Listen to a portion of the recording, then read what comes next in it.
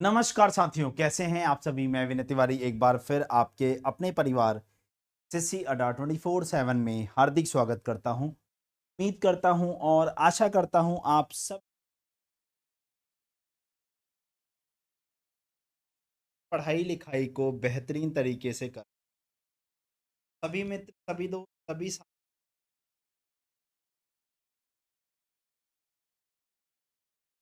जिससे हम लोग आज का जो हमारा ये सेशन है हम उसे स्टार्ट कर सकें। तो सभी मित्र आ जाइए यहाँ पर।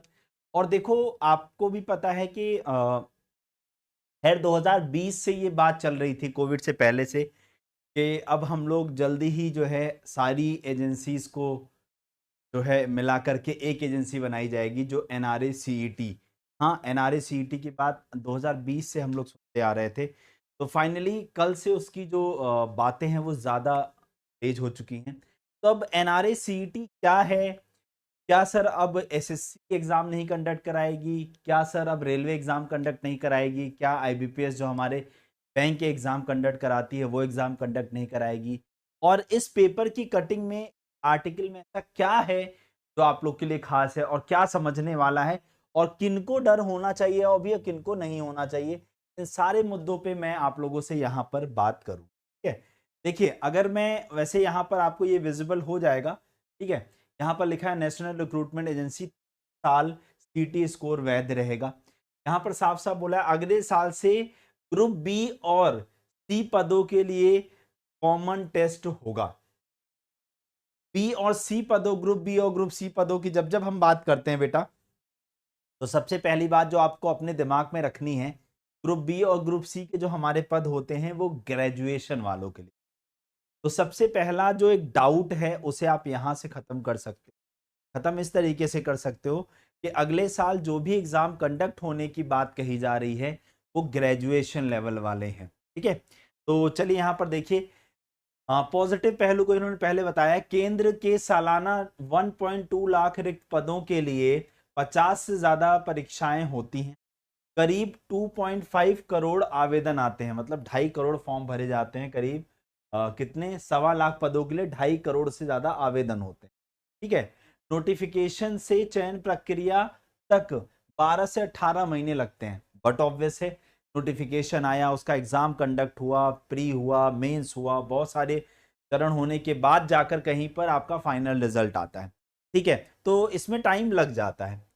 केंद्र की ग्रुप बी व सी पदों की भर्ती के लिए सिर्फ एक कॉमन एलिजिबिलिटी टेस्ट सी होगा। अब इसको ध्यान से समझिएगा। यहां पर एक बात ये कही गई है कि जो एनआरए सीईटी होगा ये हमारा प्री का एग्जाम कंडक्ट कराए। इसका प्री का मतलब, जैसे हमारा एसएससी है तो प्री के बाद जैसे सीजीएल में मेंस होता है, तो सीजीएल में जो मेंस होता है वो मेंस अब भी कौन कंडक्ट कराएगी? एसएससी। लेकिन उससे फायदा क्या होगा अब एसएससी का?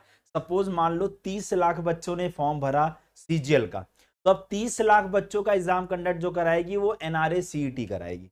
ठीक है, लेकिन अब 30 लाख में से अगर मान लो 10,000 वैकेंसी आई है और उसके 5 गुना, 8 गुना या 10 गुना लोगों को अगर बुलाया गया मान लो, तो 1 लाख बच्चे बचे। अगर 30 लाख में से अगर हम लोग बात करें तो 1 लाख जो बच्चा बचा, उसका एग्जाम कौन कंडक्ट कराएगा? मेंस वाला, वो एसएससी ही कंडक्ट करेगा। तो यानी जो ये एनआरए सीईटी के तहत जो एग्जाम कंडक्ट होगा वो खाली किसके लिए होगा? वो खाली प्री का होगा। पहली चीज तो अपने दिमाग में ये सेट कर लो कि ये केवल प्री का एग्जाम कंडक्ट कराएगी, और जब इसका स्कोर कार्ड आपके पास होगा तभी आप फॉर्म भर पाओगे। अब ऐसा भी एक कॉलम बना दिया जाएगा, समझ गए? ऐसा ही कॉलम भी क्रिएट कर दिया जाएगा कि आप लोग को जब आपके पास स्कोर कार्ड होगा एनआरए सीईटी का तभी आप वैकेंसी में आगे भर पाओगे। जैसा अगर मैं स्टेट्स की बात करूं तो आप लोग को पता है स्टेट एग्जाम्स में ऐसा हो भी रहा है। स्टेट एग्जाम्स में ऐसा हो भी रहा है, वहां पीईटी हरियाणा में ये सब कंडक्ट कराया जा रहा है। खैर चलिए आगे बढ़ते हैं। नेशनल रिक्रूटमेंट एजेंसी एनआरए अगले साल से केंद्र में ग्रुप बी और ग्रुप सी के पदों के लिए कॉमन एलिजिबिलिटी टेस्ट सीटी से भर्ती परीक्षाएं शुरू करेगा। शुरुआत मई जून में स्नातक स्तर के कॉमन एलिजिबिलिटी टेस्ट सीटी से हो सकती है। ये परीक्षाएं देश के 117 जिलों में 1000 से अधिक परीक्षा केंद्रों में होंगी। इसमें सभी जिला मुख्यालय कवर होंगे। सीटी स्कोर के आधार पर केंद्र राज्य सरकारें सार्वजनिक उद्यम और निजी क्षेत्र में भर्तियां कर सकेंगी। अभी तो फिलहाल जो ये प्रोविजन लाया गया है वो सेंट्रल गवर्नमेंट एग्जाम्स के लिए लाया गया है, बट इसी सीईटी के स्कोर कार्ड को हमारी जो स्टेट गवर्नमेंट्स हैं वो भी इस्तेमाल कर सकती हैं अपने यहाँ नौकरियां कराने में। जैसे अगर वो खर्चा बचाना चाहती हैं तो उन्होंने क्या कर दिया, फॉर्म आया उसमें लिख दिया अगर आपने सीईटी में इतना स्कोर है तो आप फॉर्म भर सकते हैं। तो उनका प्री एग्जाम कंडक्ट कराने का जो भीड़ था वो कम हो गया, अब केवल मेंस एक एग्जाम कंडक्ट कराना, उनका भी पैसा बच जाएगा। ठीक है, उसके बाद जो प्राइवेट इंस्टीट्यूट्स हैं वो भी ऐसा कर सकते हैं। सीईटी स्कोर 3 साल के लिए वैध होगा, हर साल 2 बार परीक्षा होगी, साल में 2 बार परीक्षा होगी, तो ये मान चलो कि 3-4 महीने तो चलेगी ही चलेगी, क्योंकि पूरे देश भर में होगी। और सबसे अच्छी बात पता है, 12 भाषाओं में पेपर कंडक्ट कराया जाएगा, तो ये एक और अच्छी बात हो जाती है हमारी।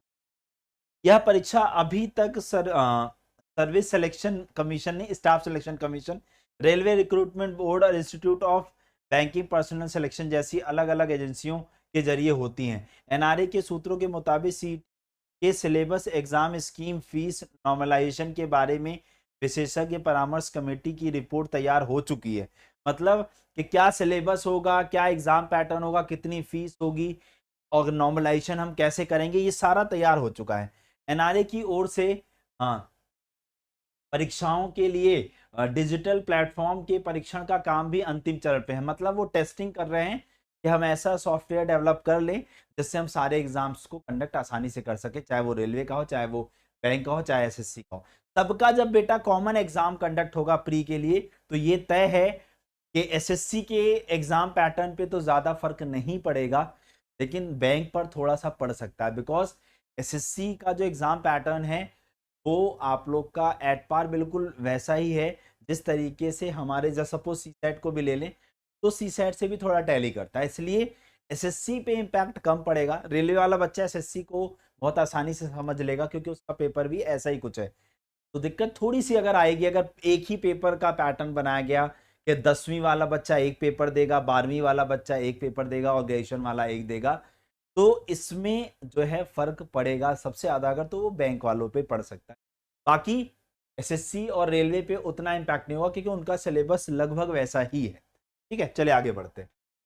पिछले महीने संसद की स्थायी समिति की रिपोर्ट में एजेंसी ने बताया कि सीईटी के आयोजन की उम्मीद, तैयारियां अंतिम चरण में है, लेकिन तीनों स्तर 10वीं, 12वीं और स्नातक पर एक साथ सीईटी आयोजित करने में उसे पहली बार में आवेदकों की बहुत बड़ी संख्या को संभालना होगा। इसके बाद समिति ने ग्रेजुएट लेवल की से शुरुआत करने की सिफारिश की है। मतलब इस बार, अब यहां से एक बात आपको बिल्कुल क्लियर हो जाती हो, सुन लो, यहां पर इस बार साफ साफ बोला है कि लेवल की शुरुआत करने की सिफारिश की है, ग्रेजुएट लेवल। इसका मतलब जो एसएससी, देखो बैंक के सारे एग्जाम ग्रेजुएट लेवल पे होते हैं, एसएससी के कुछ एग्जाम 10वीं के लिए होते हैं, कुछ एग्जाम 12वीं के लिए होते हैं। ठीक है, जैसे स्टेनोग्राफर का एग्जाम है 12वीं बेसिस पर होता है, सीएचएसएल का एग्जाम है 12वीं बेसिस पर होता है। ऐसे अगर मैं बात करूं 10वीं बेसिस पर तो एमटीएस का एग्जाम होता है, एसएससी जीडी का एग्जाम होता है। इसका मतलब एसएससी जीडी का एग्जाम हो सकता है 2024 में अलग से ही कंडक्ट कराया जाए और उसको एसएससी ही कंडक्ट कराए, जैसा इसमें लिखा है उसके मुताबिक मैं बता। ठीक है, आगे बोला है कमेटी ने जब तक एनआरए सीईटी नहीं कर पा रहा है तब तक रेलवे भर्ती बोर्ड की परीक्षा केंद्र बढ़ाने की सिफारिश की है। अभी जब तक एनआरए सीईटी एग्जाम नहीं कर तब तक रेलवे के लिए बोला है ना, रेलवे भर्ती बोर्ड ने परीक्षा केंद्र बढ़ाने की सिफारिश की है ताकि आवेदकों को 100 से 200 किलोमीटर के दायरे में परीक्षा केंद्र मिल जाए। बैंकिंग भर्ती एजेंसी से भी कहा गया है कि वो एक बार में अपनी 1.25 लाख की परीक्षार्थी क्षमता में बढ़ोतरी करें। उन्हें भी बोला गया कि अपनी परीक्षार्थियों की कैपेसिटी बढ़ोतरी कर दीजिए। ठीक है, चलिए अगर हम लोग आगे तरफ देखें, एनआरए के एक वरिष्ठ अधिकारी के अनुसार अभी अलग अलग एजेंसी 50 से अधिक परीक्षा आयोजित कराती हैं। नोटिफिकेशन से लेकर परीक्षा प्रक्रिया में 12 से 18 महीने लग जाते हैं। एक कॉमन टेस्ट से यह गैप कम होगा। उदाहरण के लिए बीते 5 वर्षों में रेलवे रिक्रूटमेंट बोर्ड ने 7 नोटिफिकेशन के जरिए ग्रुप सी ग्रुप के 2,83,747 पदों की रिक्तियों के लिए परीक्षाएं कराई। इनमें से 1,43,034 पदों की भर्ती हुई, जबकि 717 पदों के लिए प्रक्रिया अलग अलग चरणों में है। उल्लेखनीय है कि केंद्र ने दिसंबर 2020 में नेशनल रिक्रूटमेंट एजेंसी की स्थापना की थी। एनआरए की स्थापना 2020 में की गई थी। तो मेरी बात को आप लोग यहां तक समझ पाए होंगे कि आप लोग के खाली ग्रेजुएशन वाले एग्जाम्स की बात कही गई है। तो अगर मैं इससे बात करने की करूं, अगर मैं यहां पर इससे बात करने की कोशिश करूं, तो देखो अभी जो बात कही जा रही है वो इन एजेंसीज को मिलाने की बात कही जा रही है कि हम इन एजेंसीज को मिलाएंगे। एसएससी है, बैंक है और रेलवे है। देखो ये एसएससी का लोगो, ये बैंक रेलवे का, और ये बैंक का लोगो। एसएससी देखो कितने एग्जाम कंडक्ट कराती है बेटा, तो एसएससी आपका सीजीएल, ये आपका ग्रेजुएशन वाला, ठीक है, ये आपका 12th बेसिस पर होता है, ये पीजी बेसिस पर होता है, हो सकता है इसका एग्जाम भी कंडक्ट कराया जा सके। एमटीएस 10th बेसिस पर होता है, जीडी भी 10th बेसिस पर होता है, सीपीओ ग्रेजुएशन बेसिस पर होता है, स्टेनो 12th बेसिस पर होता है। और अगर मैं सिलेक्शन पोस्ट की बात करूं तो सिलेक्शन पोस्ट में 10वीं 12वीं और ग्रेजुएशन तीनों होता है। तो अब देख लो ग्रेजुएशन वाले के लिए बोला है तो सीजीएल, सीपीओ और सिलेक्शन पोस्ट का ग्रेजुएशन वाला पार्ट ये अगले साल जो है कंडक्ट हो जाएगा एनआरए सीईटी के। ठीक है, बाकी एग्जाम्स सेपरेट ही कराए जाने की बात कही जा रही है अभी। ठीक है, रेलवे की अगर हम लोग बात करते हैं तो रेलवे में तो ज्यादातर जो पोस्ट है वो आपकी 10th 12th पर ही भरी जाती हैं, या आईटीआई डिप्लोमा वगैरह मांग लिया जाता है। ठीक है, ये रेलवे की आपकी रिक्रूट। देन अगर हम बैंक की बात करते हैं तो बैंक के सारे ही रिक्रूटमेंट के बेसिस पर आते हैं, ग्रेजुएशन के बेसिस पर आते हैं, स्नातक के। और एक अच्छी बात अगर मैं आप लोग को यहाँ पर बताऊं तो इसमें अभी मैंने एसबीआई नहीं रखा है। एसबीआई अलग है, आरबीआई अलग है, ये सब अलग है।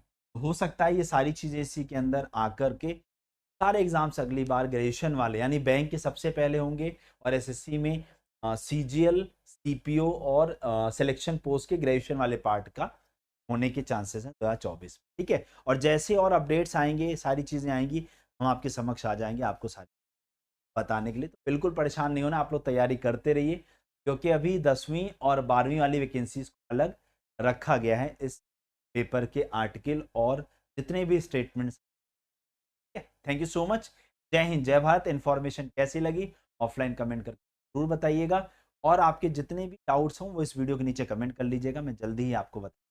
चैनल को सब्सक्राइब करना बिल्कुल मत भूलिएगा, और इस वीडियो के कमेंट बॉक्स में एक लिंक है, लिंक से ऐप डाउनलोड कर लेना ताकि जैसे इसके लिए कोई अपडेट आए आपके पास नोटिफिकेशन।